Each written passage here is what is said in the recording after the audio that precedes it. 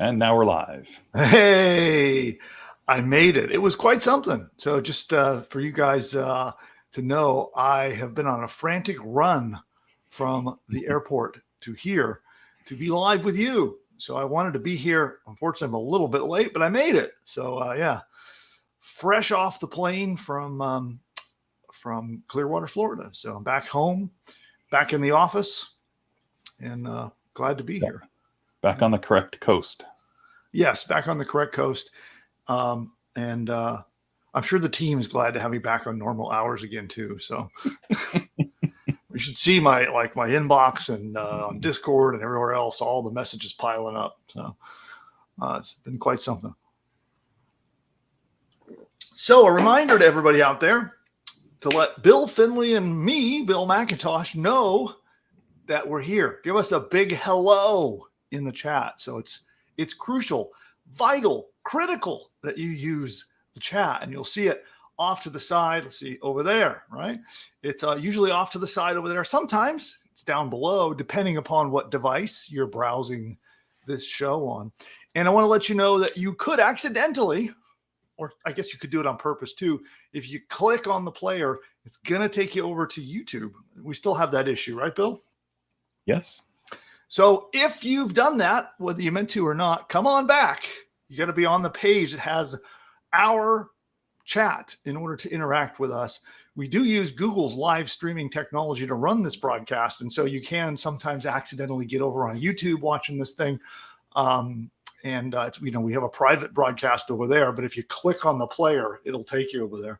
So don't go there. Make sure you come on the broadcast page, the link that you were given in the chat. Like I see Sharon, I think, is over there. So Sharon, we cannot talk back to you from there. So Sharon, if you could come back over to the broadcast room and chat with us in the chat there, that's really, really important.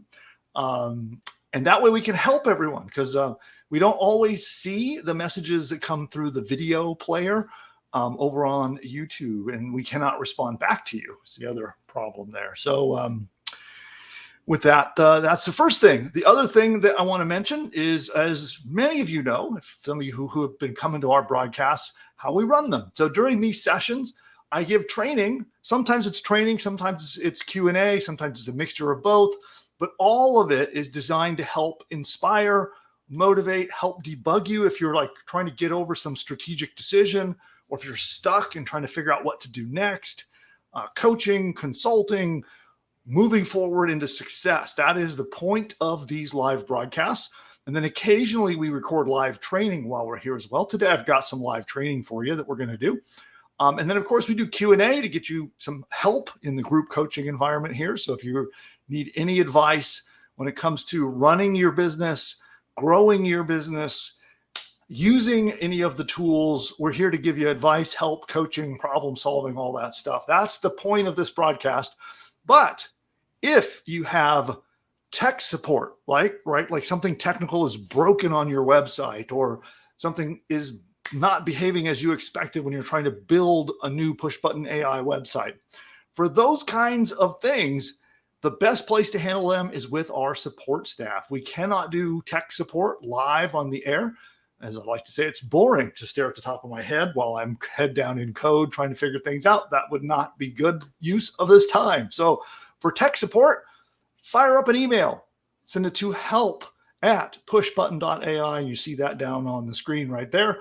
And so that is where you send tech support, and also customer service. So if you've got something where you need to change a credit card or some billing information, or your login's not working, or anything like that, customer support type issues also goes to that exact same email address, help@pushbutton.ai.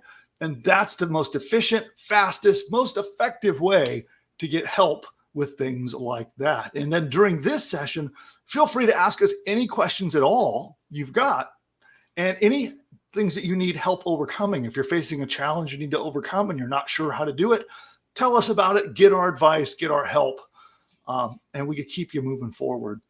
And so that's a little housekeeping in terms of how we run the show.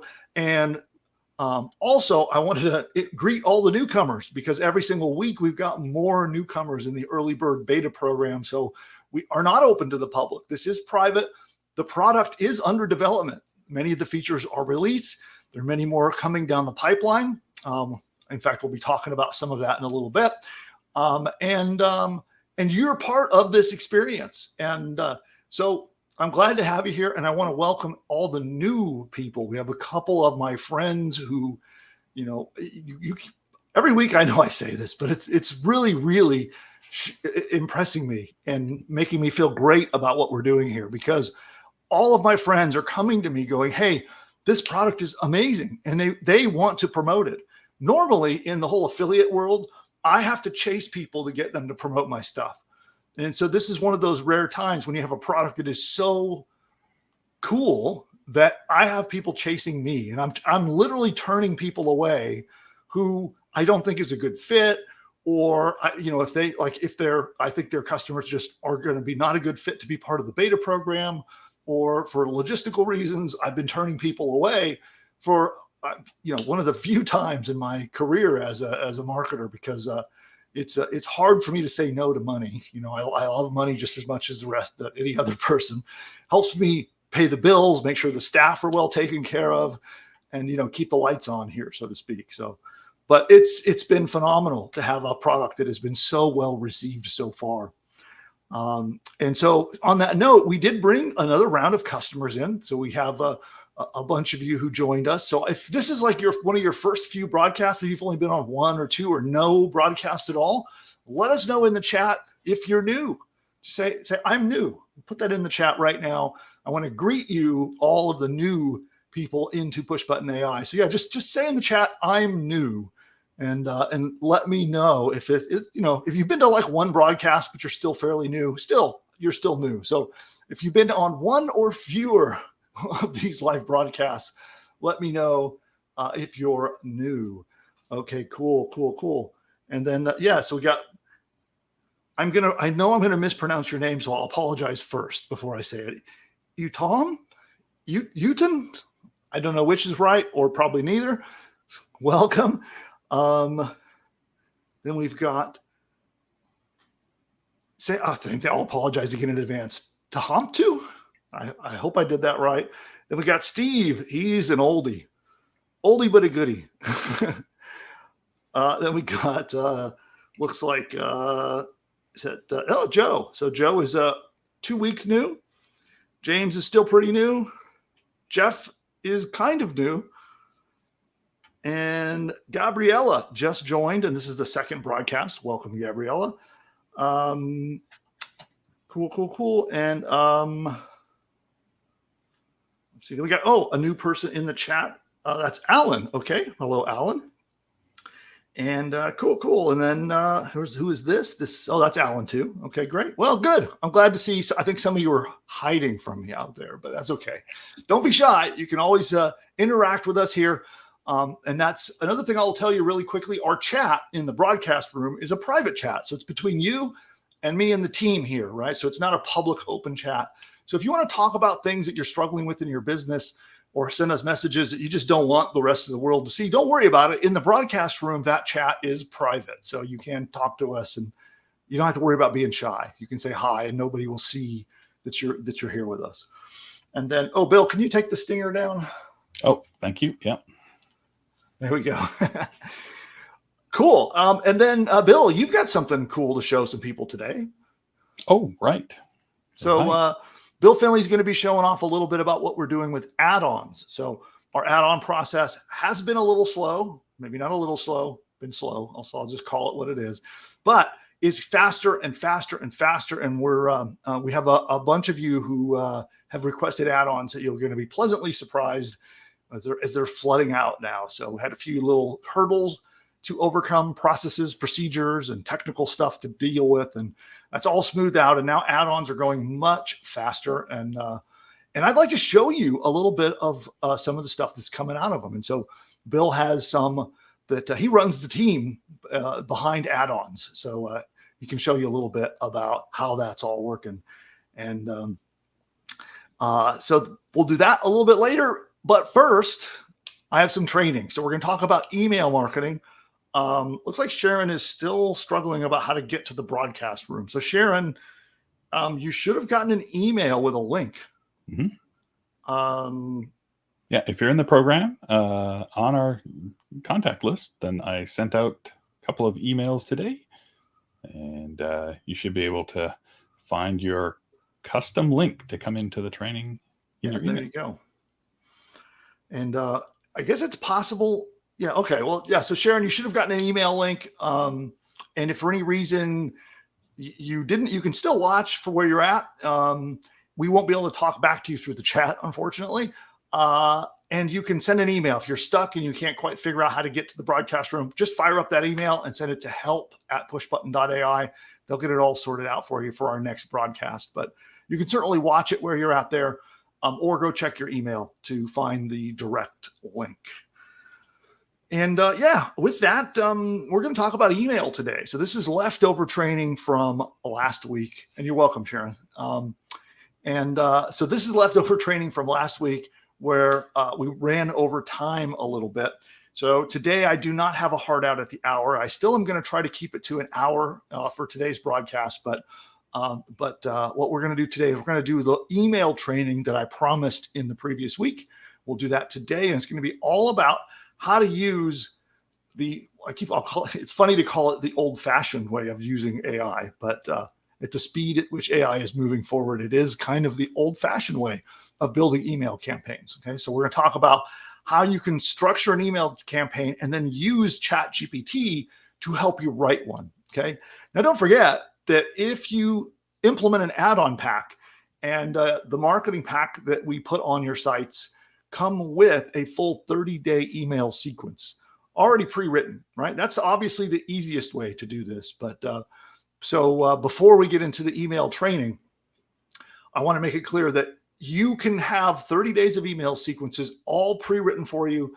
No need to interact with ChatGPT. No need to write anything. You'll literally just tell us you want your add-on pack for your push button AI site, and it is automatically done for you. And it's part of our add-on system. After you build your initial site, you request the add-ons, and that's one of the things that we are going to do for you. And again, it's 30 days, 30 individual unique emails that are written with a very specific persuasion and marketing strategy that I personally created for you. And so we use AI to implement my strategy for your business. And you'll have 30 days of really well-written, persuasive, and very strategic emails to help you sell your products. All 30 of those emails will be designed to help you sell your course or your product that you built with pushbutton.ai. It's pretty darn cool. Now, if you ever want to just craft up an email that's not part of that sequence, you want to just bust out an email for any old reason, or maybe your 30-day sequence is up and over and now it's time to write your own, I'm going to show you how to do that. That's going to be the training we're about to dive into. And Bill, any reason not to just get right to it? Two things to add to what you mentioned. You're talking about requesting add-ons. And so the first thing to mention is there's an additional step or two. Let's see. I'm not sure. Did you mention sending in an email? So I think, you said send in an email if you're ready to request add-ons for your site. And just a quick note here too. So this will be a point which we'll edit out for future training. So if you want to make a note of that, but for the moment right now, if you want to have add-ons put onto your website, I covered this in last week's training, which will be in your members area. So you can see the sequence at which you do it, but I'll give you a very fast overview so everybody doesn't have to hear it all over again. Number one, you build your site like normal, following the processes in the very first training sessions that we did together. So you'll just quickly go in, fill out that form that you all see me demo, get your site built, and then you just make sure you're happy with the site. Look at the course materials, look at your site, make sure that you're, it doesn't have to be perfect, just that you're like, okay, that's cool. I'm satisfied. Then you simply send us an email and say, I want my add-ons. I want to apply it to this domain name. And you just email the same email address, which is help@pushbutton.ai. And then the team will kick off the process and it all begins. Now, the add-on process takes time. I want you to realize it's an enormous amount of work, okay? And even using AI and automation, it still takes quite a while. So I want to make sure that you understand it's not instant. You won't send that email in and like an hour later, you're going to have your stuff, right? It's a process. So but that's how you do it. And is that anything else I'm going to talk about with add-ons? Yeah, one other thing, and you mentioned the first part, which is they have to tell us which domain and make sure that they confirm that they're happy with the content first, because we don't want to start working and then find out later that, oh, that shouldn't have been there or something. Yeah, well, yeah, because once the add-on process starts, it consumes one of your credits. So all of you have free credits. We gave you free credits to build add-ons, right? So depending on which level you bought, Ultimate's got 10, Premium's got 4, I believe, Lite's got 1. So when you request your add-ons, it consumes that credit. So if you use it and then you come back, like even if we're halfway through and you go, oh, wait, I need to edit this thing, right? Too late. It's, the process has started. There's no stopping it, right? It's carrying forward. It's like a big boulder that just got pushed down a hill. Okay. Ain't going to stop. So, or a freight train, we could use that analogy. So, so the point is just be sure that you're happy with it, but I also don't want to make it so that you feel like you've got to go through it with a magnifying glass, and a grammar checker or a spell checker. You don't have to do that. Just generally look it over, that you're generally satisfied with it, and then you can give us the go ahead. Okay. We just don't want to find out halfway through that you're like, oh, wait, stop. I need to edit everything. Because again, it will consume your credit. So if you had 4, you now only have 3, even if you're asking us to go back and restart the one that we're working on. Just making that really clear. All right.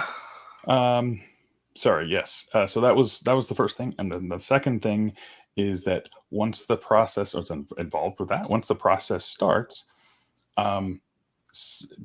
different parts of it are accomplished at different times. So you may see things pop up and you may not see some things pop up that are actually in there. And it may be really tempting when you see something pop up to go in and tinker with it. And so we've run into a couple of situations where people say, look at that new thing. I'm going to go in and tinker with it. And then the rest of that process finishes. And now there's this sort of collision of user-generated content and our generated content. So be very cautious about that. And we will send you an email when the package is finished for a domain, and we'll tell you all the different things that we added and exactly where they are and how to see them. So some of them are visible only to you for specific reasons. So maybe we'll talk about that later when I do a demo, but that's important. So be cautious about what you work on and when you work on it, if you're doing it before the whole process is finished and you've got your confirmation email. Cool. And, since we're talking about add-ons, I guess we could do this out of order. So okay. I do want to take the piece I just said and have it be the start of this training, Bill. So when you have to edit it, we need to come up with our secret word for editing points. We need to come up with that. We need like a clown horn or something. Yeah. Well, I'm thinking for the AI editing, right? So, I know. By the way, just that's an interesting fact. So we're going to take a little detour for a moment. So I'm going to talk about email in a minute. Okay. So we're going to come back to email. But since we're on the topic of add-ons, what I think we'll do is I'd like to show you guys a little bit about what you get and remind everyone all the stuff that's included in add-ons. Okay. So we'll do that first. And then Bill, you'll have to splice that little bit about email add-ons to the front of the training we'll do in a moment. Okay. Mm-hmm. And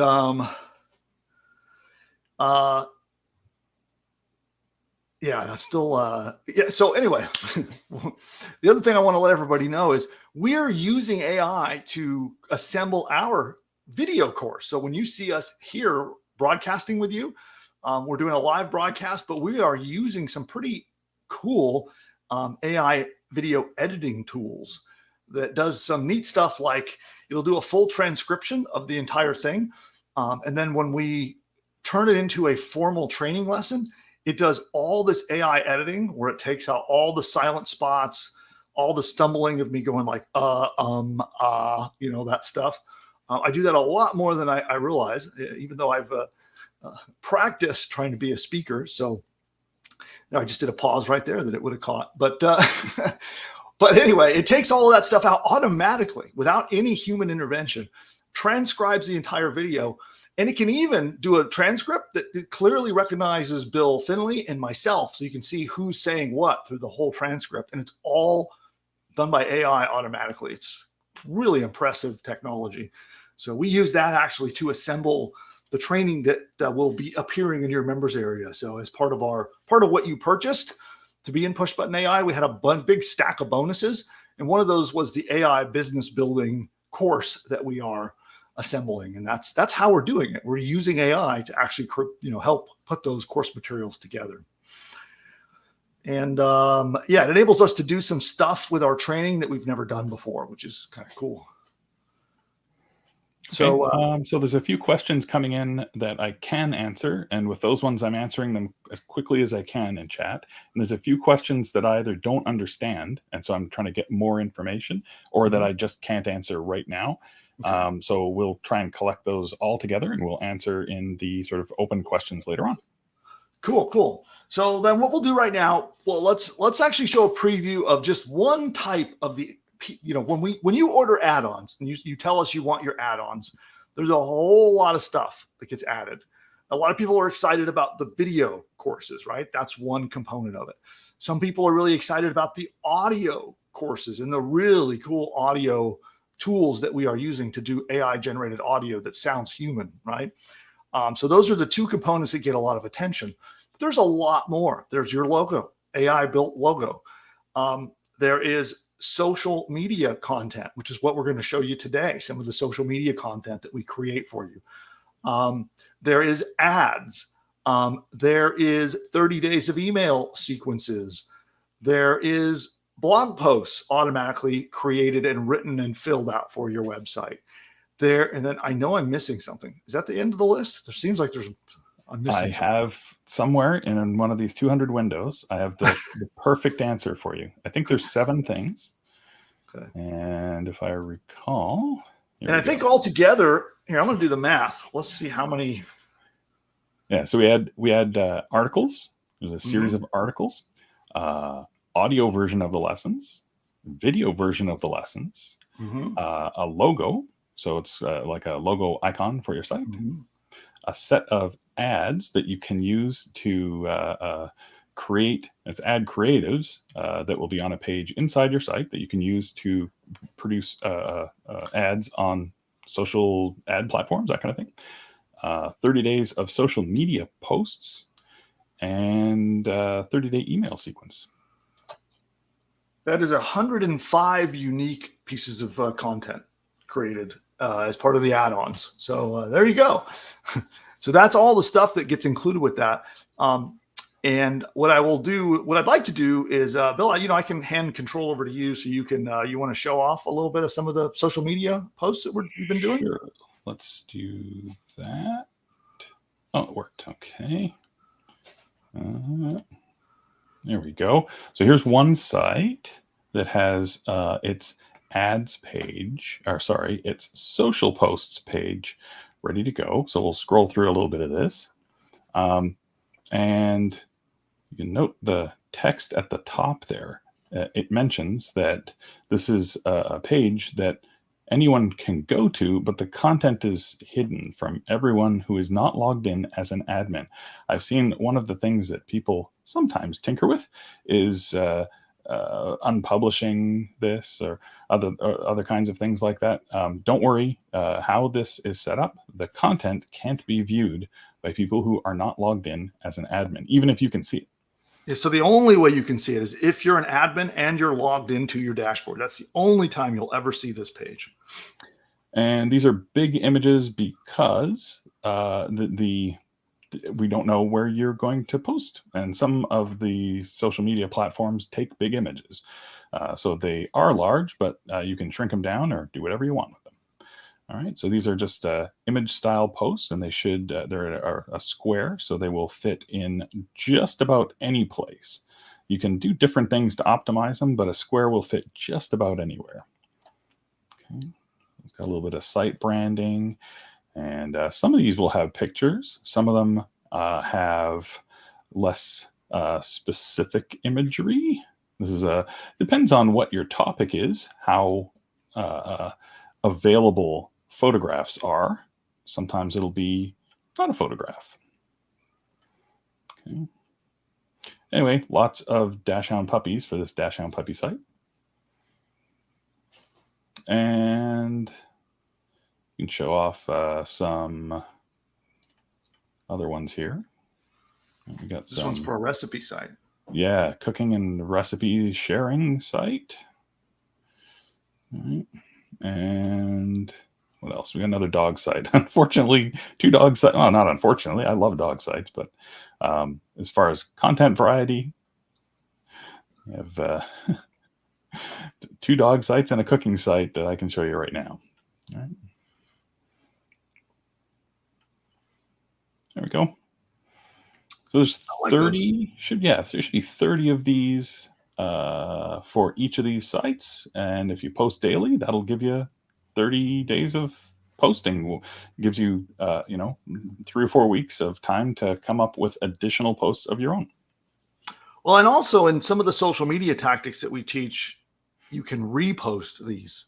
Oh, yeah. That's the beauty of which we won't go off into that tangent. But you can learn more about that in the traffic generation revealed training if you want to go learn about traffic. But you can certainly reuse these. It isn't a one shot and you're done. You can reuse these and get a lot of traction over and over and over again. So, okay, cool. So that's one of the add-on features. Should we just both return to the other layout, Bill? Sure. Yeah, we can come back to us. So cool. Well, that is the add-ons and a little demo of part of it. So for those of you who have been waiting for your add-ons, they're in the pipeline. And as I said, we have been a little behind, but we are almost caught up. So our add-on process will be going much more smoothly and much faster. So some of the joys of being part of our early bird program, but there's a lot of good stuff, but sometimes it does require you to be patient as being part of our early bird program. So, but you'll all get that. For any of you who ask for your add-on packs, that's an example of your social media posts, and they can be a really effective way to get organic traffic and just help you build out your page if you're on Facebook or over on Twitter or even Instagram, wherever you might want to build a social media following. Makes it super easy to do. So that's add-ons. So we had we veered off. I can imagine like in the movies when they veer off the road and crash through a barrier, right? So now we've come back to the main road. And I guess at this point, should we go back to email? Right. Cool. So we can take your add-on related questions. I'm sure you guys have got them and are asking them. I don't have the chat open right now, but I'm imagining that there are some in there. So we'll come back to the add-on questions in just a couple of minutes. But first, I want to do my email training. So we'll do the email training that I'm about to go over with you. And then we'll go to open Q&A and just take any questions you might have. All right. Let me just get prepared. Let me also make sure that ChatGPT is behaving today, because that is one of the things about using ChatGPT is that it does go down and have outages and other fun issues to deal with. That even though, I believe technically it's the most popular product on the web at the moment. I think it was the fastest product growth ever, surpassing Facebook and even TikTok and all the others in terms of, was it the first to 100 million? I think it was. Like the speed at which they got 100 million users was just insane. But it is brand new, and it really is not even a fully finished and released product. So ChatGPT itself is in beta. And in fact, I'm going to share my screen in a minute. You'll see many of its features are in what they call alpha, right? So usually when you're developing a piece of software, your early releases are called alpha.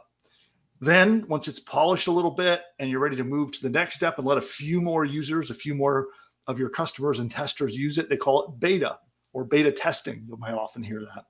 And then finally, once beta is over, they generally will open it up and release it to the public. And so much of ChatGPT is in beta.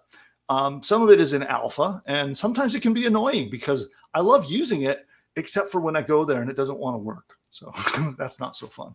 But today I'm going to be using it for the training. So it does look like it's working. And on that, I guess we'll just, I'll take over the screen and get started.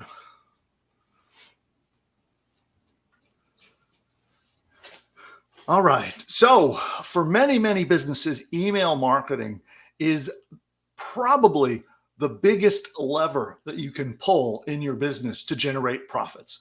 And we like to talk about your business and look at the different levers that you can pull and buttons that you can push to make change in your business, positive change, meaning you're making more profit or improving and optimizing and getting rid of things that aren't working and having more things that are working.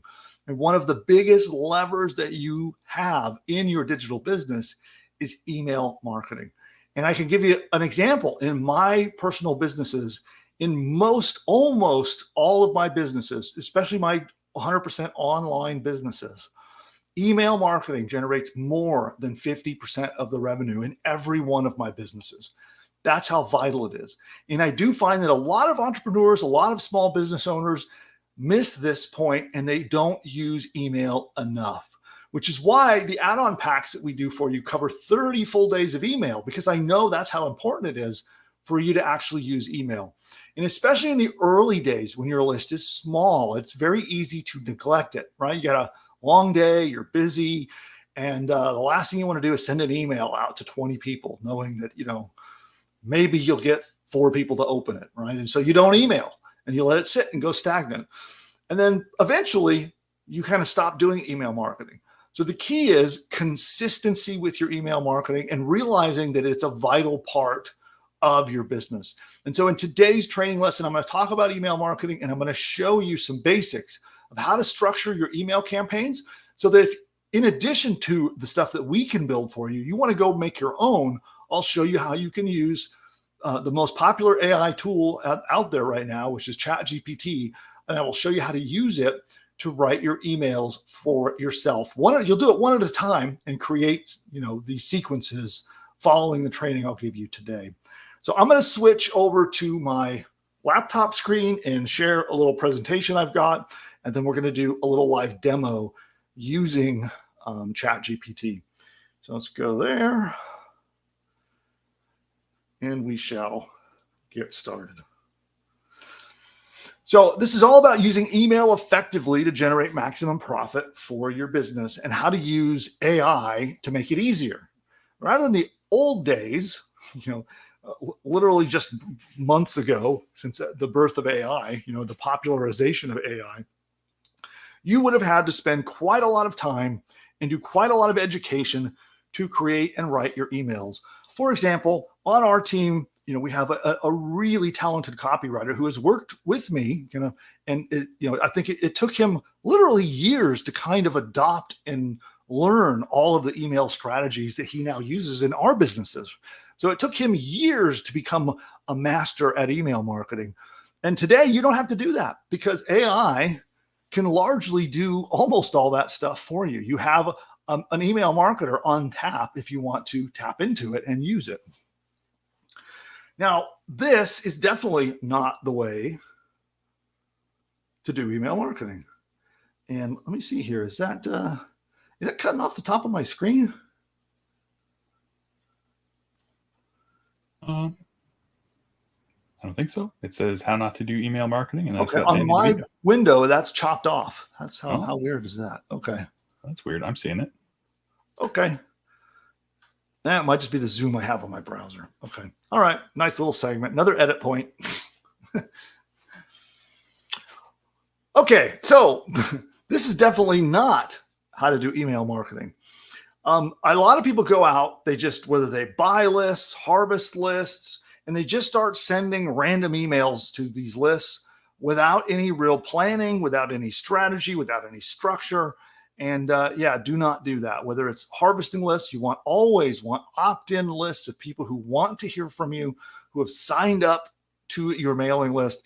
Do not go harvest, purchase, or otherwise obtain emails and start blasting them. And make sure that you have a plan, okay? A strategic plan on what you're going to do. Now, in today's training, I'll show you how you structure that plan and get prepared. So the first thing that you want to do is take a look at your business. And depending upon what kind of business you have built, that could be a lot of people are building courses through our Push Button AI program. And when you're building a course, it's really a simple thing to do, but you need to get clear on what your offer is. What is it that in your email you're going to offer to someone to incentivize them to click on it and come buy your stuff, right? So the email itself has to have an offer of some kind. Like what is going to entice them to come and read your sales material, right? Because ultimately we're going to write an email that's designed to get a click for someone to come over and read our sales letter or watch our sales videos and then buy our products. So you have almost like a pre-offer that comes in the email. How do you get them to click? Then you've got your main offer over on your website of what you're selling. Okay. So you want to take a look at the product you're selling on your website and really spot who you're sending this to. Who's the ideal prospect? And then you want to get into what are the specific problems that this product solves. And you'll be thinking about this and you're going to make some notes about, okay, just make a list. What are the specific problems that this solves? And who are your ideal prospects?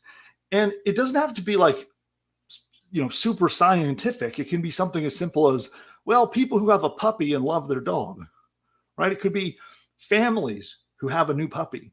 It could be men over 50 who are changing careers, right? It could be people who want to learn how to fish. Just want to get clear in your mind who the ideal prospect is. And with this, you can get as general or as specific as you are comfortable with. Some people talk about building a customer avatar when you actually name a person down to all their perfect characteristics of, well, my perfect customer is an imaginary guy named Mike. And he wants to do a hobby. He's a kind of a blue collar guy. He makes about $60,000 a year and he's looking for a new outdoors hobby. And so, that might be an example of who an ideal prospect is. Or it could be as simple as, like I said, guys over 50 who are looking for a new hobby. And then you want to look into what are the specific problems does your product solve, or what goals does your product help them achieve? You want to get really clear on this. These are important points when you're trying to persuade your potential customer to buy your stuff. If you don't clearly convey that you're going to help them solve a problem, whether you're going to help them achieve a goal, you're not going to perk their interest. Your messages will blend in and they are not going to read them. They are not going to click and they won't ultimately buy. Okay. You'll notice in our Push Button AI product, when we're building stuff for you, this is vitally and it's woven throughout our entire process of really digging deep and identifying the problems and goals that people have and helping them solve them. And then what is the benefit to that prospect? So if they bought your product and solved their problem, what is that end scenario? What is that thing that they get or the goal that they might have achieved? An example might be a happy dog, right? A well-behaved member of the family, a dog who doesn't ruin the furniture. All of these are examples of benefits, okay? And for somebody maybe who's like someone interested in a make money online product, well, what's the benefit? Well, a successful business and ultimately profit and money in their pocket, right? That's the ultimate benefit in those examples.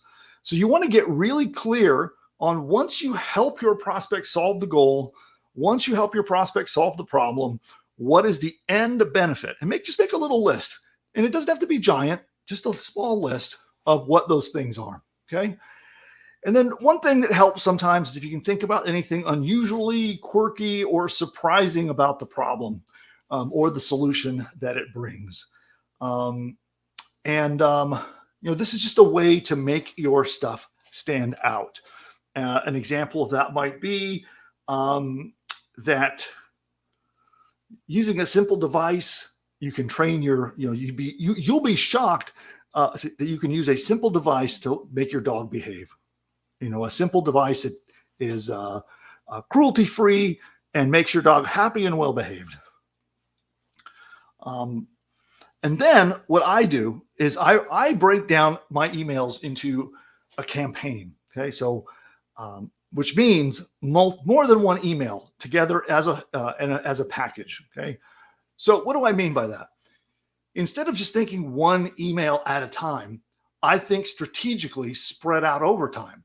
And I might be thinking about a 3-day sequence or up to even a 14-day sequence where I'm going to send an email to that prospect multiple times over a span. And I want to think about this strategically so that maybe I try different approaches. So maybe I'm going to do a promotion over the course of 3 days where I'm going to offer, a discount code or a coupon code to my product. Okay. And so I brainstorm out, what am I going to communicate with my customer through that 3-day sequence? And I would probably, in an example of a 3-day sequence, I would probably send one email day one email day two, and then probably 2 emails on the 3rd day, one early in the morning, one at the end of the night, reminding them that the special is going away. That's an example of a 3-day campaign. And so we want to get strategic and try different approaches for each of those emails. Okay. So the simplest part of a campaign is the end. At the end, it's really about urgency and scarcity, meaning that the thing is going to go away and they have to act fast. Okay. So that is the key part of the end of every campaign. When the campaign ends, you must have that element of there is an urgent reason to buy so you can make people get off the fence and make a decision, right? It's totally fine if their decision is no, I don't want to buy it, but you need to get them to make that choice. And that's the purpose of the last part of an email sequence. So if we back up to the end, earlier on, you want to introduce them to the concept, right? Maybe talk about, in a positive aspect, how you might help them solve their goals and talk about the benefits. And then the next email, you might flip and do the negative aspects, right? I'll give you an example for dog training, right? Since that's been our running theme for examples here. So maybe my first email might be, if I'm going to go positive, might be, do you want your new puppy to be happy? Dogs that grow up not well behaved are not happy family members, and they're not happy for the rest of their lives. So it's important that you help your dog be happy and it become a productive, upbeat member of your family. Check out this course because it will help you do exactly that. Pop, that's it. Short and simple, right?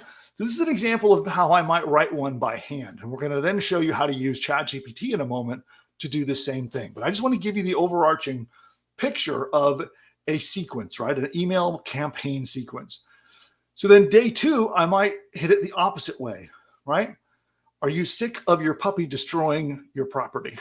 Isn't it frustrating and upsetting when they chew things, they destroy furniture, they pee on things, and generally make a mess of your household? Well, if you're sick and tired of that, then you're going to want to read all about this course. And we're offering half off right now. The special offer goes away tomorrow. See, I just introduced scarcity a little bit. Click here to go buy the course, right? So that's kind of the approach I might take on day 2. And then day 3, of course, is where scarcity and urgency kicks in. But you see how I use different strategies and I package them together in a bundle as a single campaign, okay? That's the basic kind of 3-stage campaign that I use. And again, it can be anything from 3 days for a simple example to stretching it out up to 14 days. I've even seen people do 30 days. I think that's probably a little overkill, but for one single campaign spread out that long. And how in our email add-on packs, if you add that to your website, we actually break these down into 3-day sequences, but 10 of them. That's how they're structured. There are 10 3-day sequences bundled together, and it follows an approach very similar to what I just described there.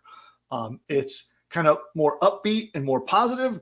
It's a little more salesy and aggressive, and then it's urgency, right? And that's the 3-day sequence. And we have 10 of those that'll cover a full 30 days that are part of the email add-on packs. But let's do a quick example. I'm going to go back to my presentation and then I'll show you how to use ChatGPT to write these. All right, let's go back.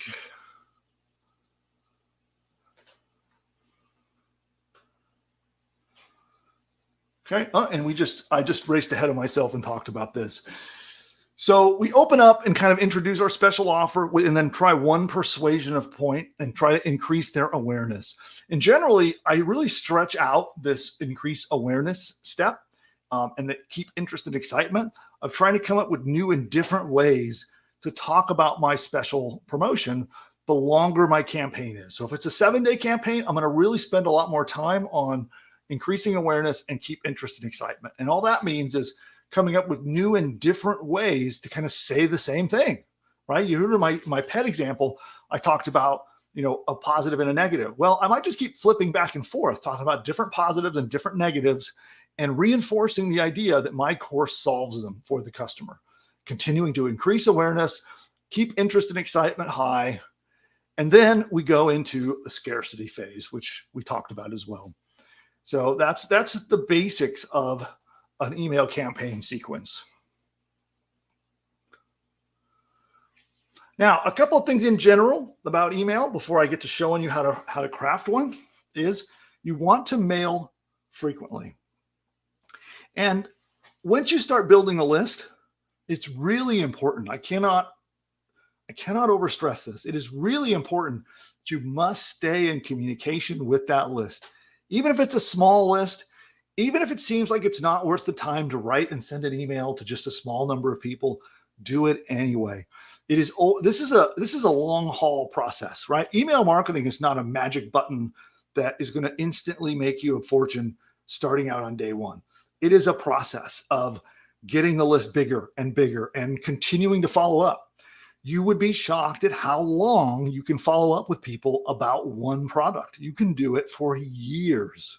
Some people think, oh man, I've already sent like 10 emails and I can't think of what else to say. Well, I've been emailing about basically the same niche and similar products to my list for over 10 years. And I mail almost daily. Sometimes I take short breaks and give the list a rest, but I basically mail every single day for 10 years. And I talk about the same stuff.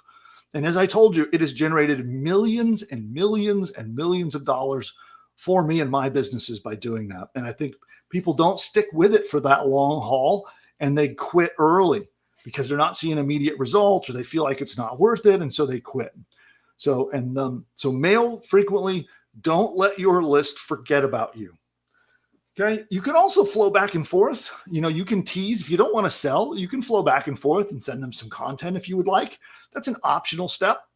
A lot of people don't do that. They just sell all the time and it works out just fine. But if for you and your branding, you want to do a little engagement, a little bit of content, you can also do that, which is pretty simple too. You can also, I'll show you how you can do a content email with ChatGPT as well in just a moment. So one thing I do is if I am mailing frequently, like let's say I do one of those promotions and maybe at the end of the promotion, I'm mailing twice a day at the very end. Well, I might give my list anywhere from 1 to 3 days to cool off. Okay. And in some of my campaigns, a friend of mine calls these crush campaigns where you mail once one day, twice the next day, 3 times the third day. And if I do something like that, I definitely will then let the list cool off for a short time. And then you just don't want to stop mailing your prospects for more than 7 days. And that's hard. I know I've done it, right? Just recently, in fact, I'm guilty of this one. But it's really, really it's not good to let your list go quiet for more than about a week. You would be surprised at how fast your prospects forget about you. They don't hear from you routinely. They completely forget about who you are, what you sell, what is your branding? Like it just all goes right out of their mind because they're exposed to thousands and thousands of advertisements and marketing and experts and gurus and influencers every single day. So one other thing, which we're not going to dive into too heavy today, is you want to focus on getting your emails inboxed. This is as you expand and later on in your marketing career. Early on, it's not as important in the email marketing, but later on, as your list gets bigger, deliverability, meaning how many times do you actually go into someone's inbox as opposed to going in the junk folder or the promotions tab or other places. You want to be in the inbox. And that becomes like a primary focus later. So for those of you who are early in the process, you don't have to worry about that too much. If you're using a standard email autoresponder or using our email marketing suite, usually the deliverability stuff is taken care of. When your list gets bigger, you're really going to want to focus on that. And then one of the things that I do is if I notice my list is like lagging a little bit and I'm not getting people opening, not getting people clicking, I always work to try to get their attention and warm them back up. Okay. And again, this is something that usually happens later as your list gets larger. Okay. So as the list grows, you'll focus on these final two things. And let's see, we won't get into that today. Okay. So it's important that you treat email marketing as a vital part of your business, not a side project. And I cannot stress this enough. This is, again, I see so many people fail and they'll go, that email marketing stuff, that doesn't work. And this is the point. They didn't stick with it long enough. And I recognize that hanging in there, even when you're not getting good results, can be a tough thing to hold yourself accountable and keep going. And ultimately, in almost every business strategy you will learn, whether it's different ways of getting traffic, different ways of building businesses, different ways of selling and marketing, this is the point that usually ruins it for everyone. All of these things take consistency. They take doing it over and over and over again and constant improvement. Little by little, it grows into something big. And then every great once in a while, boom, you can get a huge spike and all of a sudden you can go from struggling to massive profitability. But you got to stick with it long enough to either do the long haul and build it slowly over time or be able to experience one of those big hits. And if you quit before you ever get there, no strategy, not email marketing, not any kind of traffic strategies or push button business building or anything else is going to get you to success. So that's my little presentation here on email marketing. And what I would like to do next is do a little demo using ChatGPT. And here, I got to get screen sharing set up here for this window. And we'll get to that. Just one moment.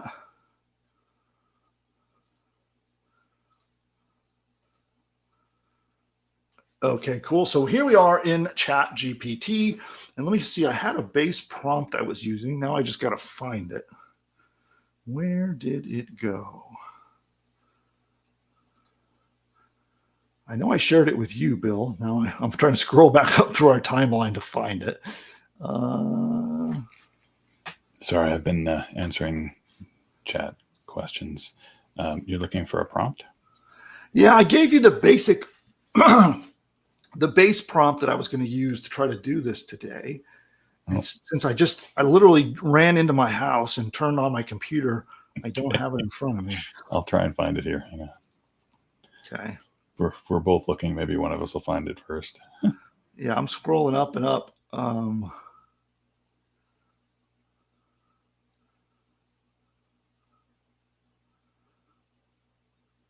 Okay, here, I'll do this. Let's see if Discord can find it.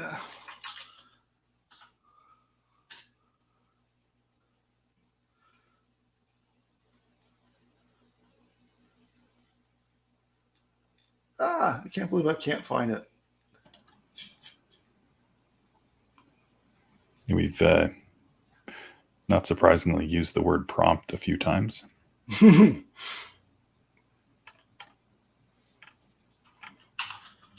Let's see.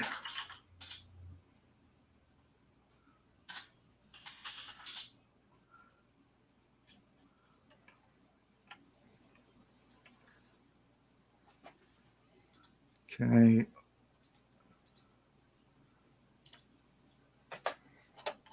Okay, so I think. Sorry, I'm not seeing it.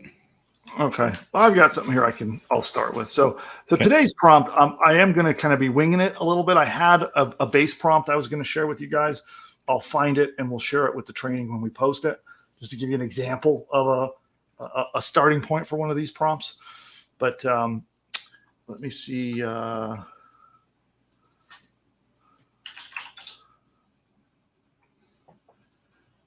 Yeah. All right. Well, we'll do it the old-fashioned way. So when I'm making a prompt, the very first thing that I want to do is let ChatGPT know who it has to be in order to accomplish this task. Okay? This is actually a vital part of prompt engineering. So this is something that not just applies to email, but it applies to all prompt engineering. You set up your prompt and you start out with letting ChatGPT know what kind of knowledge should it be basing, its response on. What kind of expert should it be? What kind of experience should it be? And an example, we're going to tell it to act as an expert email marketer who is a master at selling and persuasion. Wouldn't that be someone that you think you might want to write your emails? I just pasted one in Discord for you. Okay, cool. Thank you. That may not be exactly what you're looking for, but it's the framework. Yeah, that's all right. Yeah, that is going to be helpful. Thank you. And opening up multiple windows. Okay, so act as an expert email marketer who is and actually you want to probably spell correctly. Okay, and that's the first part. Okay, so we're going to tell ChatGPT who it needs to be in order to do this properly. And then you can also say we're going to stick with dog training as our niche today, just because that will stay on theme. So you are also expert at dog training. Period. Right now, I start with what do they need to be in order to accomplish the task. Then what do I want them to do? That's the next step. Okay. So we're going to give a command, and what the command is going to be, write an email to a potential customer who is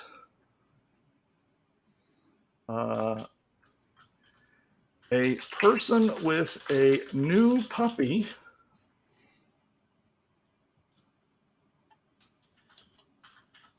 that they want to train to behave. Okay, so now we're going to give it more detail. Give a short explanation of why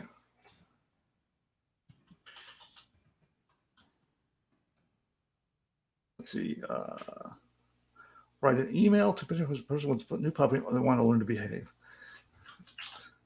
The email should be designed to get the prospect to click on the email and read my sales message.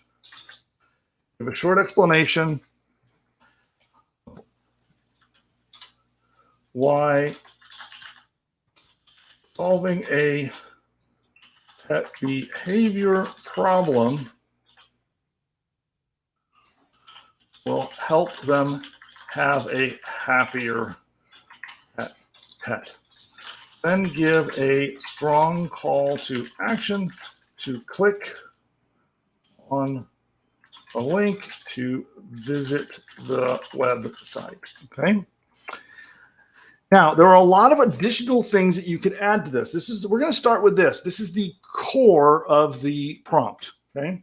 So this is the core of the prompt. This should get us a pretty good response. So let's submit it. Okay, so far so good. Subject is unleash your puppy's potential, transform chaos into calm today. That's really good. I like that. That's good. I hope this message finds you well. Congratulations on your new puppy. Such an exciting time filled with joy, laughter, and of course, a little bit of chaos. As a fellow dog lover and expert in dog training, I understand the challenges that come with a new puppy. The chewing, the barking, the potty accidents, it can be overwhelming. But don't worry, you're not alone, and there is a solution. Training your puppy not only helps eliminate these issues. Okay, great. This is a great email. Okay. Great email. So yeah, I know a lot of expert copywriters and expert email marketers who couldn't write an email this good. This is a good one. Pretty impressed. So the next thing about these prompts is we can keep talking to ChatGPT. So let's say, I mean, I'm happy with this. I would use this. But if I wasn't happy with it, we can tell it to modify it, right? So we could say something like, rewrite it and make it punchier and more compelling. Also make it shorter.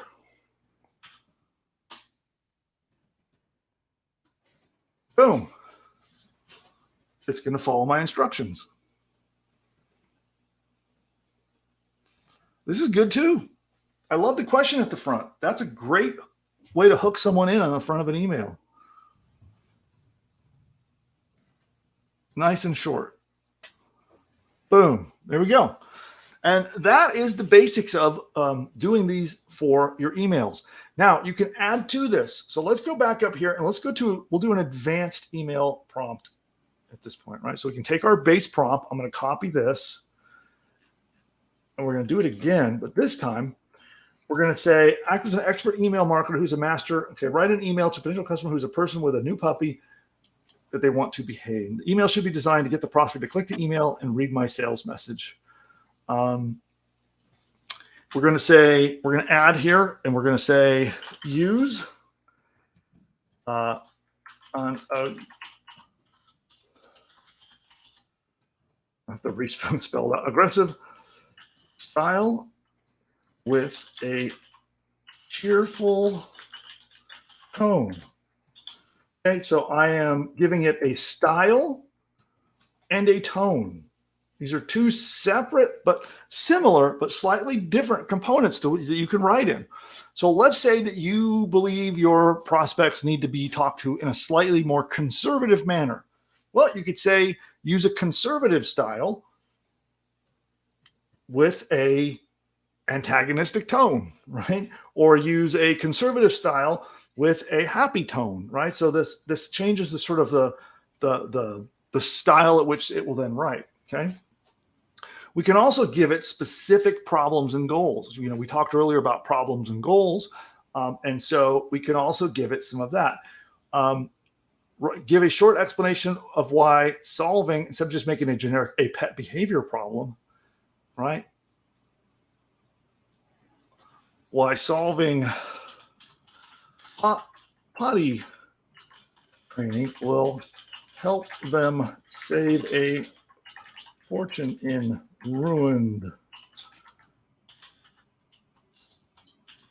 carpets and wasted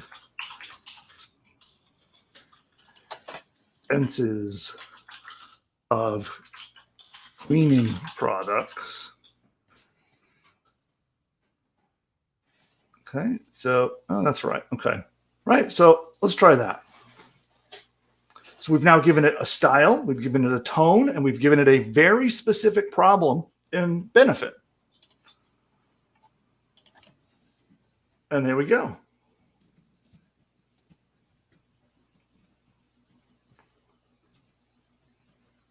So now, okay, now we're talking. Now we're talking. This is pretty good.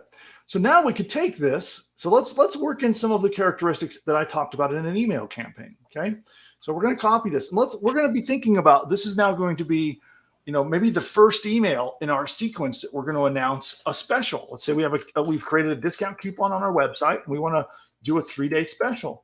So write an email to potential customers. The email should be designed to get prospect. Okay. So here's what we're going to do. Tell the customer about that we're launching a 3-day special offer with a coupon code of puppy potty.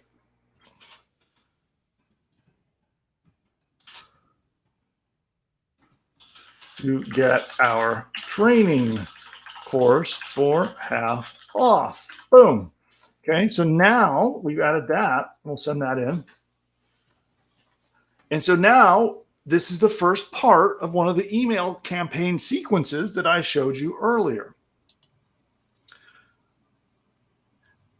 And there you go. This is the basics of how you would start to craft this. And you can even get into telling ChatGPT that they're writing, write a sequence of emails that was spread out over 3 days. The first email, like, you can really get specific and give it context of which, how the email fits into the campaign, how it fits into the sequence. And then that's how you can get it. And then the other thing you can do is send content, right? So if you ever hit a point where your list is kind of lagging and they're not responsive and they're not listening to you, they're not opening and clicking, then you can do content. And that's even simpler. Here, you do kind of the same approach. So we're going to take, we're going to do this. So we're going to say, act as an expert in email marketing and persuasion, and write a content-based email helping people understand why it's so important to potty train your dog properly. Remind them that we sell a course that helps them with this. Okay, this is a much gentler approach. And let's just go with this. It's really simple. Let's try it out.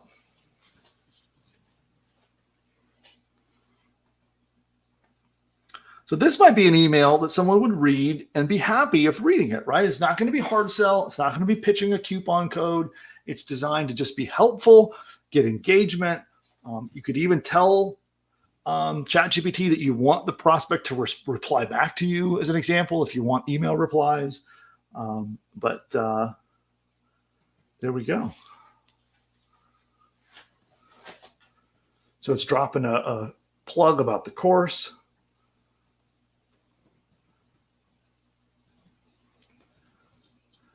And there you go. Now, if you think, oh, I'd like it to have a little more content, that's pretty good. I would use that email. But if you want it to have more content, you just say so. Say, write it with more content. And now it's going to give you more content.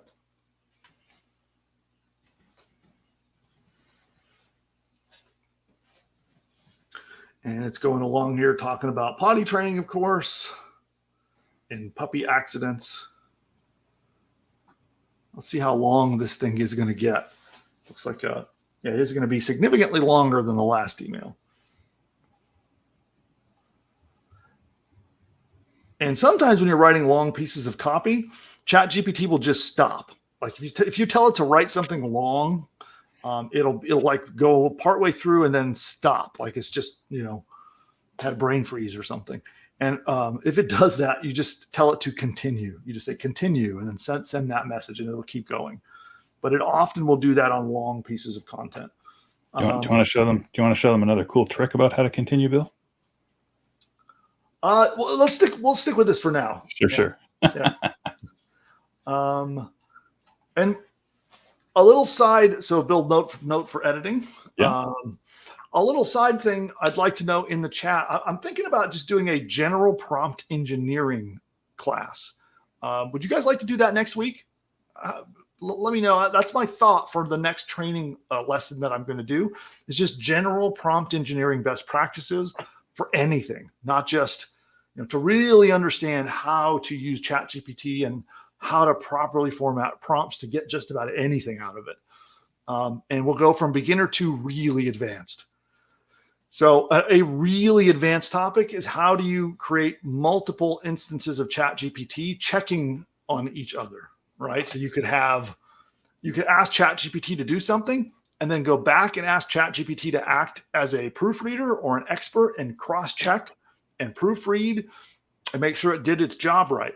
And you can have it correcting itself. You can make ChatGPT kind of become almost schizophrenic, where it becomes two people, each with different skill sets and different experiences, and have it cross-check its own work. So that we can dive into that. That'll be advanced prompt engineering, but we'll start from basics all the way through to advanced if there's enough interest. So that's right now, that's what I'm brainstorming about what I want to do on our next session. So let me know if you guys would find any value in that, if you'd like me to cover that. And that is pretty much it on email. So here, I'm going to come back on camera. And what I would like to do, I'm sure there's probably a billion questions with our live audience on this topic. So I want to try to do a short segment of the most important email marketing questions that we've got here with the live audience. And don't forget, at the time we're recording this, we're also going to be doing open questions at the end. So for those of you who are with me here now, you got email marketing questions. Let's pop those in. And Bill, I'll let you kind of take the highlights and I'll answer those right now. And then we'll flip to open questions. All right. A large number, a wide range of yes and sounds good and very cool is the response to your suggestion for doing advanced prompt training. Cool. And sorry, are you looking for only on-topic email? Yes, on-topic questions for email at the moment. Yeah. Okay, so some of these I went ahead and answered in chat, but I'll ask them anyway because it could be useful for everyone. Yeah. A common question that several people asked is, how do we get people onto our email list in the first place? That is built right into your website. If you've built a website with Push Button AI and you've used our course builder, then it will be your home page. So every user you send to the home page of your website is going to be prompted to join your email list. And see the training that we literally just did last week that should be in your members area that shows you how it talks about all the steps that you need to do to complete a complete business, right? So when you fire off and say, hey, build me a site, and it goes step by step through all the steps. In there is a step that tells you how to connect up your email marketing to your new business, to your new website. So make sure you check that step out. So all you'll do is follow. I mean, it takes what, 2 minutes, Bill, to actually just edit the site and pop in your email service? Yes. Yeah, So, assuming you already, let's say you have Aweber or GetResponse and you already have an email marketing service, it literally takes 2 minutes. And if you don't, one of the benefits you got by being a member is we will give you an email marketing option as just part of what you got if you don't have a solution already. All right. And let's see, someone was asking for a demo of setting up email, which we did kind of cover both of those in lesson 7, which is last week's training. You can find it in your members area under lesson 7. And so there's instructions there to set up your email inbox for each of your sites. And also I think, I'm trying to remember last week, I think I did a video screen share of where to go to set up your autoresponder to hook that up to your squeeze page form on your homepage. Yep. Yeah, we did that in the so see that lesson. And by the way, so the last 7 lessons have been just open live training like this. All of those lessons are being edited down into nice bite-sized pieces because there's a lot of general discussion, a lot of open questions, a lot of other stuff in those. They're all being edited down into exactly bite-sized, concise pieces. And again, this is part of being the first to be part of this program, is you get to be part of us building this course together and having these live interactions. So those lessons, let's take a replay of the lessons we had, are all available. Go look at last week's, as Bill said, number 7. And then in the future, all of these will be edited down into nice bite-sized little chunks of training. Yeah. Okay, so Edward's asking about emails. Is it better to send text only in the email or emails with videos so that you can say it in person as a more effective way to communicate? Is video more effective, basically? Well, you can communicate an email, right? That's a whole other batch of strategy and training as to how to record a sales video. Um, but if you have one, if you have a sales video that you have online somewhere, you can certainly write an email to send people to it. Right? You wouldn't be putting that video in the email. You'd have the video somewhere on the web and getting people to click to go watch it. Um, would be the strategy that you would use there. And in general, I find that this is not always popular for what I'm about to say. A lot of people don't actually like what I'm about to say, but I'm going to say it anyway. Pretty emails with graphics and other things nicely formatted, with little graphics here and boxes and logos, and those are far less effective. It's not even close. A plain old school text email, it outperforms them by a mile. Like, it's just not even close. So I know people like to have, I want my business to look cool. I want my emails to be branded. I want them to be pretty and aesthetically beautiful. And it just doesn't result in actual money in your pocket, unfortunately. So if you want money in your pocket, then go with plain text emails. If you want a pretty looking email, well, then you can put pretty stuff in the email. You just may not get as many dollars in your pocket. All right. Anything else on topic to cover before we open it up? Yes. How do you revive a list that has been bombarded with sell emails? I hired a company that was supposed to revive my email, but they're only bombarding them with buy emails and not anything with content. Well, first off, you can revive an email with that strategy. So they're not necessarily wrong. I don't know what the results are of what you're doing. All right. It's hard for me to tell you if they're not doing right by you or not. You can revive an email list with sell. You do have to have, generally you would start at least with a segment reintroducing yourself and at least some period of warm up. And then you'd be surprised how quickly that once they've engaged, boom, you can go right back to sell, no problem at all. But at least at the beginning, you do want to be like, hey, remember me? Here's how we met. Here's what you can expect from me. I'm so sorry I haven't been emailing you, and then, maybe 2-3 emails like that, and you can go right back to selling. But you've got to start with that in mind.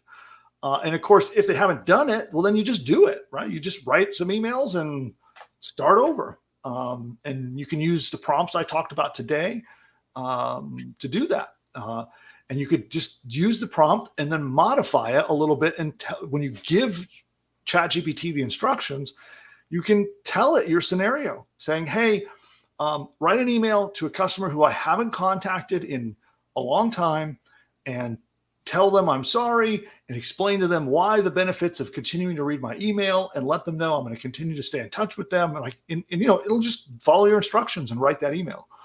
And so you can start with a short sequence. How long you want your introductory sequence to be is really up to you. It could be as little as 3 days, could be as many as 10. I wouldn't make it more than 10. And then assuming that people are engaging from that, then I would go right into selling. And that's the simplicity of it. Now, if you do that first, 3 to 10 day sequence and no one is opening and no one is responding and your engagement is low, well, then you got a problem and you're going to have to come back and take another crack at it. So there you go. Okay. Sort of a follow-up series of questions from different people on that. Should I send just plain text or video in my email? Yep. There are lots of questions about all the other different things that they wonder, is it a good idea to put in their email? So bold, italic, different fonts, colored text. I don't think anybody said blinking text, so that's good. And is it okay to put in a link to the video. So if they have a video and they do a text, oh, absolutely. Okay, email, yeah. So let me tackle that. So first of all, always, always, always have a call to action in your email at the end, even if it's just a soft sell. Tell them to do something, right? Don't just send an email for them to read and do nothing. Always tell them to do something. So if you have a sales video, tell them to go watch it and then drop the link.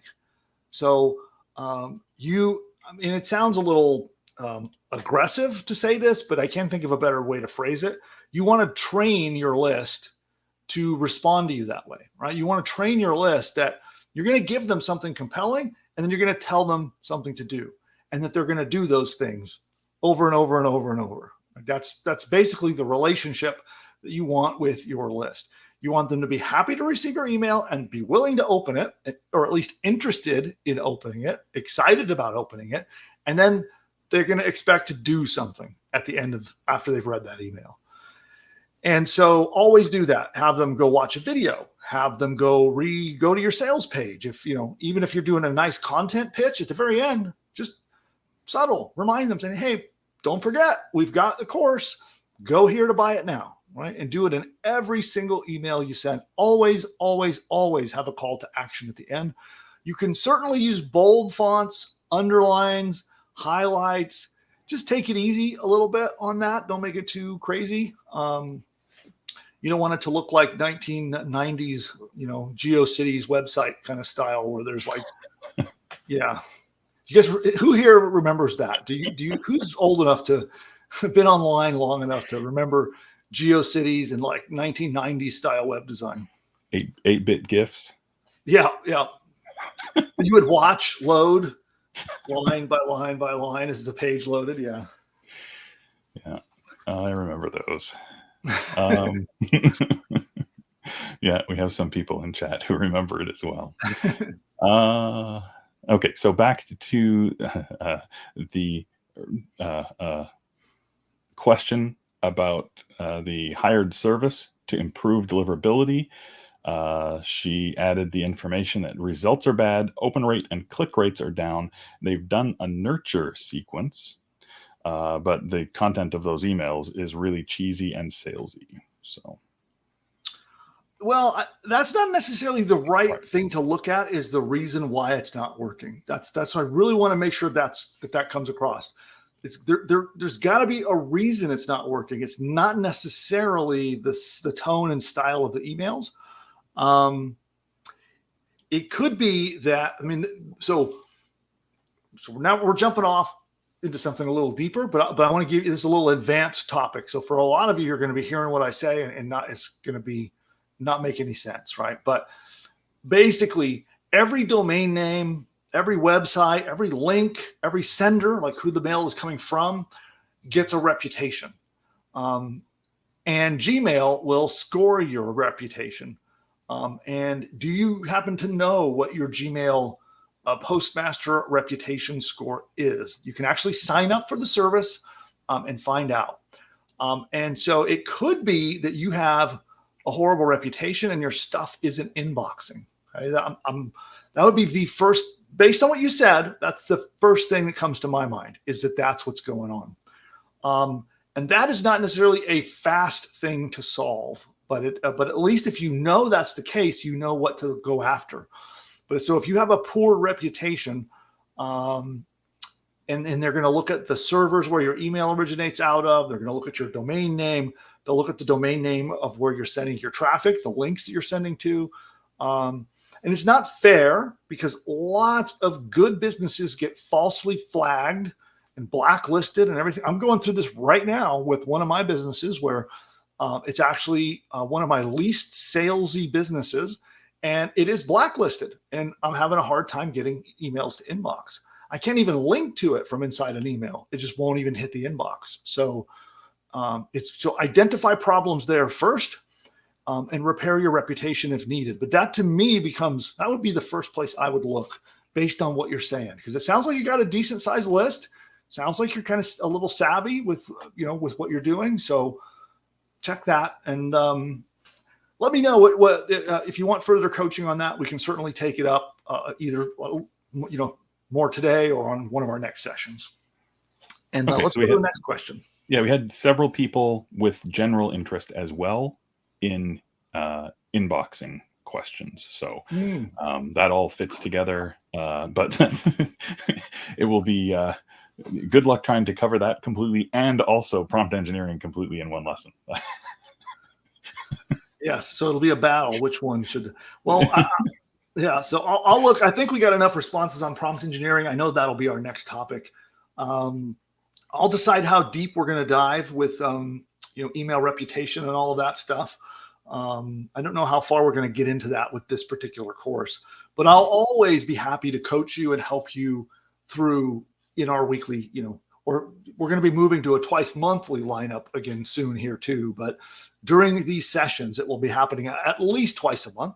And then I also have a free podcast that we're going to begin coming up soon as well. So in any of the venues where I'm live and doing Q&A, I'll be happy to help coach any of you through reputation management and all of that. I just may not make it part of the Push Button AI course itself.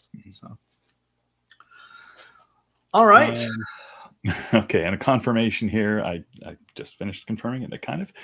So should they sign up for Gmail Postmaster email reputation? If you're struggling with inboxing and you're trying to debug why you're not inboxing, then yes. It's not a step that you should worry about unless you're mailing in volume, unless this is something you're struggling with. Then yes, you can go to postmaster.google.com, I believe is where you go to sign up for that. It's a little technical step where you have to copy and paste some bits into your website to prove you're you.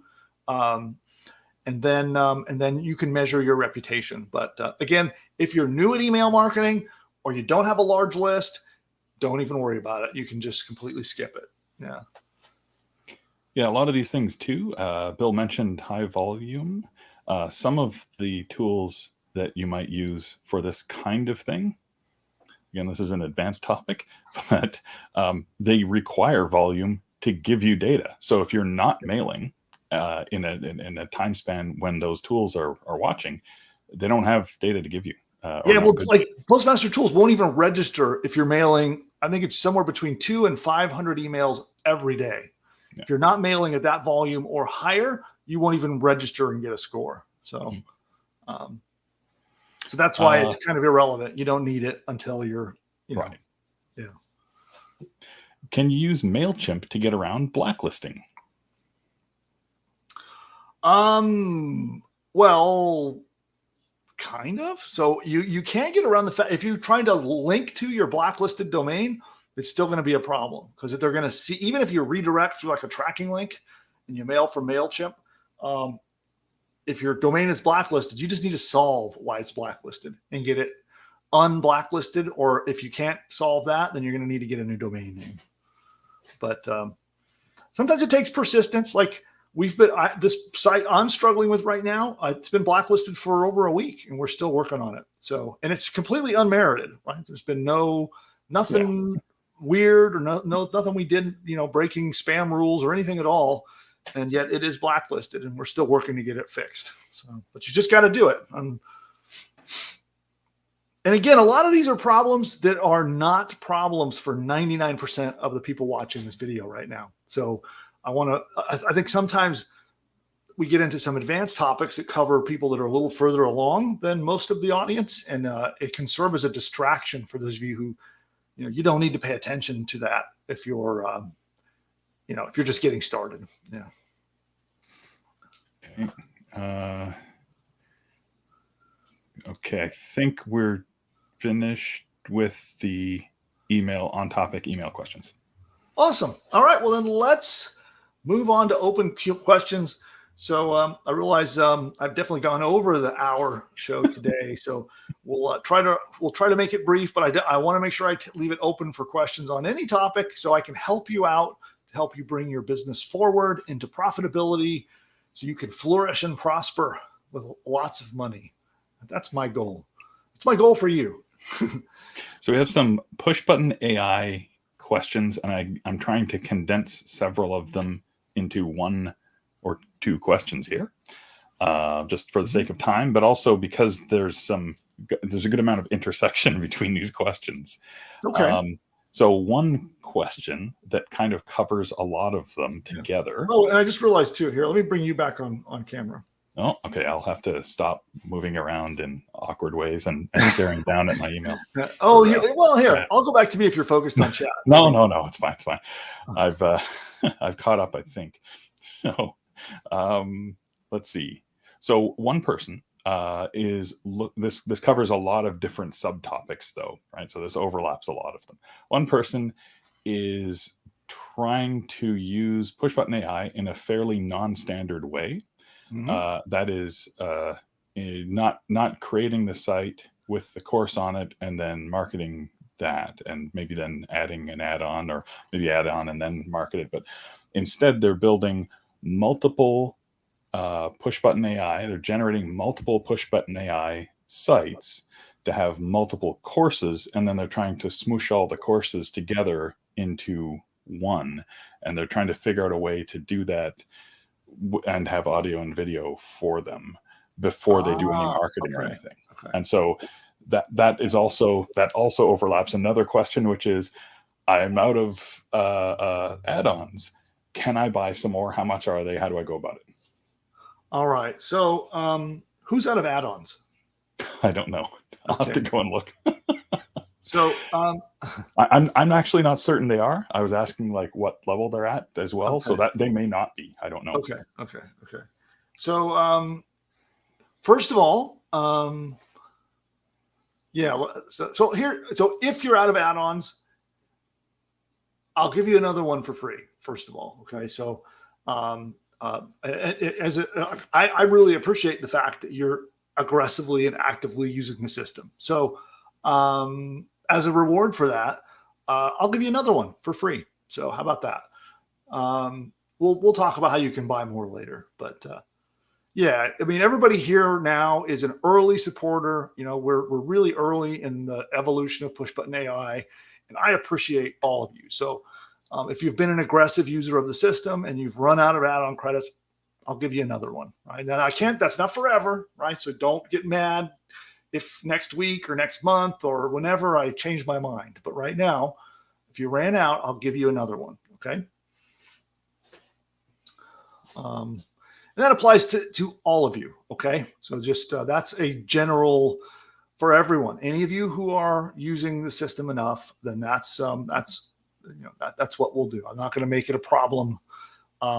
We haven't finished setting up our system. We're actually going to move to a slightly different system. We're going to automate everything so that you can log in and buy your add-ons. And what we're architecting right now is a credit-based system. So where you can buy credits that you could use on any one of our different kinds of add-ons. So that system is not ready yet. And so I don't want to hang any of you up and stop you from moving forward because we're not ready for you. So. Okay. And what about the aspect of generating sites as a way of adding courses? Oh, that's right. That's right. Initial domain before selling. Yeah. So I have a question about this because I've heard this multiple times. I don't know if I'm hearing it multiple times from like the same one or two people, or if it's like a lot of people trying to do this. I think I've seen probably 4 or 5 at least. So okay, can you guys whoever's here with us in the chat? How many of you want and I'm not saying just theoretically, how many of you right at this moment want the ability to have more than one course on a website? Because we don't currently have that ability, but I want to know how popular this is. Okay. I mean, if it's just something theoretical that seems like a good idea, but you'll probably never do, then please don't say yes. But if it's something that you really want and need, please say yes in the chat and say no if you don't care. Okay. And pop that into the chat and let me know. I'll take a look in a moment and see all your votes. But so we don't currently have an automated way to do what you're asking for. The system right now is architected to be a one site, one course structure. Right? I don't know how much effort it will take from our development team, and I don't know if it's going to delay or stop production on one of our other features. So I will, if enough people are interested in it, I'll get with the team and we'll talk about it. Is there a way we can try to offer this in the near future? And then I'll let you guys know what we come up with. Okay. It does look like that seems to be a popular request. Yes. Okay. There is another kind of related topic. So it's not exactly the same, but it is related to more add-ons. And that basically is, what if in the future they have been running their site and they see an error or something they want to change, or something in the world causes the lesson to not quite be correct anymore. Anyway, they want to change the text lesson, but they've also already had us generate audio and video add-ons. So what do they do in that case to edit all three? Okay, so this is I don't have a simple answer to this, unfortunately. Just our system is built to build them for you, and we don't have a means. We don't have like an editing team to come in and edit and tweak and adjust your videos. So as far as editing the text, that's easy. You just log into your admin panel and use the Beaver Builder drag and drop page editor to edit anything you want in your written materials. But unfortunately, I don't have a simple solution for you to go and edit your video and audio. So, you can change the written materials and leave it in those things. If it's, I think in many cases that would probably be acceptable.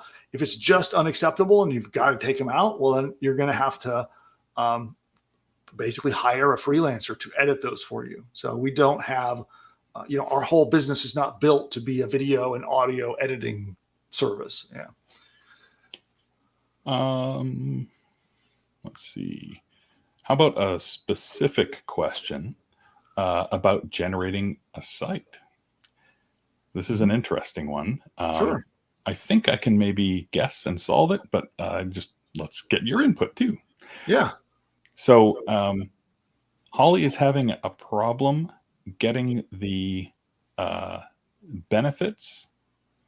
I think it's the benefits to populate, right? So the two lists of 10 goals and benefits. Yes. And so let's see here. For demographics, she's tried different things. Mm-hmm. And the general demographic is people getting divorced or wanting to get divorced, I guess. So that she's tried different things, right? Mm-hmm. And also they need to buy a home. So the goal that the people have, the subject, I guess, that the people have is looking to buy realty, and the demographic is people who are getting divorced. Got it. So for whatever reason, she's having problems getting those lists to populate how she wants. Do you have suggestions? They're people mid-divorce who want to buy a new home. I think so, yeah. I wonder if you've tried that as a demographic. Just straight up say just that. People mid-divorce who want to buy or need to buy a new home. If you haven't tried that, try that.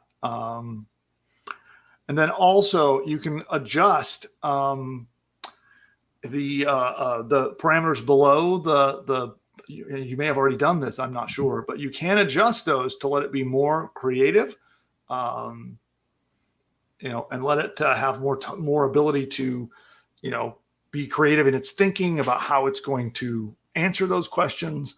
And so those would be the couple of things that I would recommend. And then if it still isn't working, it's something that maybe I can play around with on my side behind the scenes to see what we're running into. And then Bill, you said you might have some suggestions. So. Yeah, normally what I do if it is hanging up like that is back up a step. So sometimes you have a very specific niche that you're looking at, and it's narrowed down enough that it's making it difficult. And part of that can be, I'm trying to think of an example off the top of my head, but instead of dog training, I want to make a course now on how to train husky puppies to sit. That's not enough for a course. I mean, you're not going to get 10 lessons on how to make one specific breed of dog sit. Maybe you will, but they're going to be very similar. And so the results will be different if you back up a step and say training husky dogs, because there may be some specifics about husky dogs, or so that's another angle to look at. Find what the niche is that covers that's the umbrella over top of your topic. And one other thing that I want to say here as well, it sounds like you have something really specific in mind. So I'm going to jump to a conclusion that you might have some knowledge yourself about what you're trying to do. And you can always fill those things out yourself, right?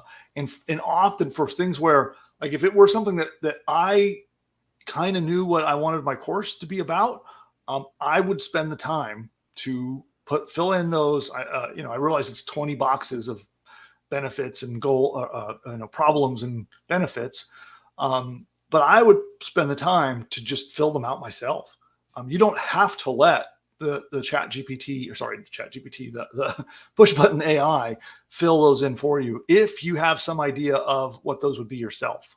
So that is another avenue that you can go.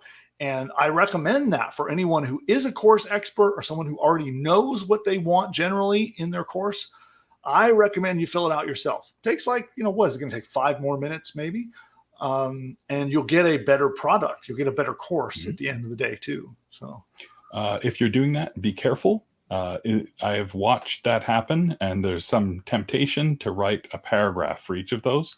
I would caution short. you Yeah, definitely that. needs to be short. Yeah. Just a phrase. And if you're doing more than a phrase, you're jumping well ahead, and you're basically already trying to write the content. That's not what you want to do. So. Yeah. Okay. A sort of connected idea is people who already have course content. So they have it somewhere else. It's developed, I don't know in what format, and they want to know, can they add, well, there's a basic question, can they add lessons? Can they add courses? Of course, yes, they can. Can they add existing content that they have by importing? And then I think the answer is, it depends. Yeah, the importing thing, there are so many variables there. So I'll just say, let's just go with the simplest answer, which is you can always make new lessons or new entire courses by, you go into, we use a sort of tool called Sensei in all of your sites when they're built have that in it. And in Sensei, you can make a new course, make a new lesson, and you could put anything you want in it, right? You don't have to just use the content that we provide. So from that, you can go and take your old lessons, copy them out, paste them in there. If you've got videos somewhere, get your embed codes from the videos and paste them in there, and just publish them right inside of WordPress, inside Sensei, as a new lesson or as a new course. And Sensei is really easy to use. There's lots of training available. Heck, even if you went to Google, if you want to become the master at Sensei, it's just a tool that we provide for you. We've configured it, set it up, licensed it, and put it on your sites. So, you can always dig into the materials and learn it's called the learning management system, but it's called Sensei. You could put as much or as little or no additional content. You could just stick with what we got, or you can add anything you'd like. All right. Well, then I'm going to give notice on last round. I don't think I've done that officially. So at this point, we're going to do last round of questions. So we'll stop accepting new questions here. So you can ask anything you need to get answered. We're going on about 90 minutes at this point. More. Yeah. Let's see. So there's a lot of support for the multiple courses. Okay. And several requests in general. This is basically an answer to a question that you asked before. Suggestions for improvements, and that is for they're referring to it as an edit bot, right? So the idea that I think you mentioned a possibility of being able to regenerate a particular lesson. So that's another request. But so I'm going to get with the team, and I'm going to figure out where I can slot in for sure, adding additional lessons additional courses to an existing. If you've built the site on a push button AI site, then and only then I'll come up with a way you can have a second and third and so forth in terms of courses created through push button AI. I can't promise you that it will be immediately, because I have a couple really important features that are in the lineup that I want to get released to you that I know, trust me, you want them. They are really, really awesome. So I don't want to delay those. So if multiple courses is going to significantly delay my release schedule, I'm going to push it off a little bit, but we will support it at some point. Okay. I've decided that based on your guys' feedback and how much it is wanted from you, we will support it. I just don't know when yet. I'll find out and let you know. Let's see, 2 more things, and I think we're done. One of them is this is kind of a common question as well. People asking about, they basically want to generate the entire set of lessons and then see how it looks. So they want a preview of some kind rather than committing to generating the whole site. But you can't. Yeah, you can't really see it without generating it is the problem. Yeah, unfortunately, yeah, that is the truth. Yeah, it has to be generated to see it. So let me think about that. I know the editor, the ability to use AI in editing your lessons and stuff, that would probably solve that. Like let's say you look at the lesson, you're like, no, I don't like this lesson. If I add the ability for you to use AI to rewrite that lesson just right there in place, that would probably take care of that. So, and that's already a feature on the lineup. Yeah.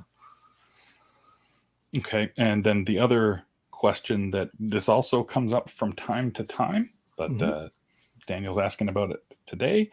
And that is about, he says, if you add significant content, I guess, to the lessons, and then request the audio and video add-ons, is that okay? And so far my answer to that has been, it depends, because significant content, if it's a 300-page book that's squished into one lesson, no. If it's got video in it, if it's got other elements that make the text difficult to parse and understand, there are lots of things like that will cause unpredictable problems.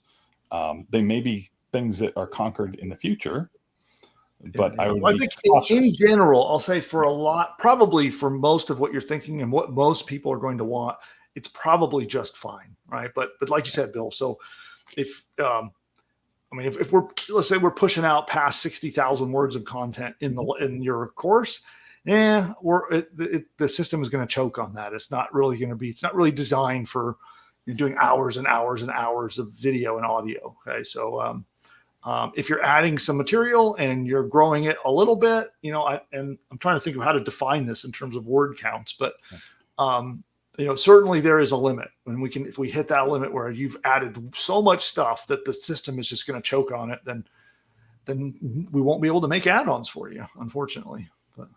And also, if you plan on, I would be cautious adding fancy WordPress design elements, because I don't know how those are going to turn out. So for example, if you take existing content or even edited content and then squish it into some kind of accordion or other way of hiding and displaying the text, I don't know how that will turn out. So I would be cautious. So if you're editing prior to your add-on, after you've requested your add-ons, you can fancy it up and do all kinds of stuff any way you want to edit it. But prior to the add-ons, don't add any. And this is going to be, again, for advanced users.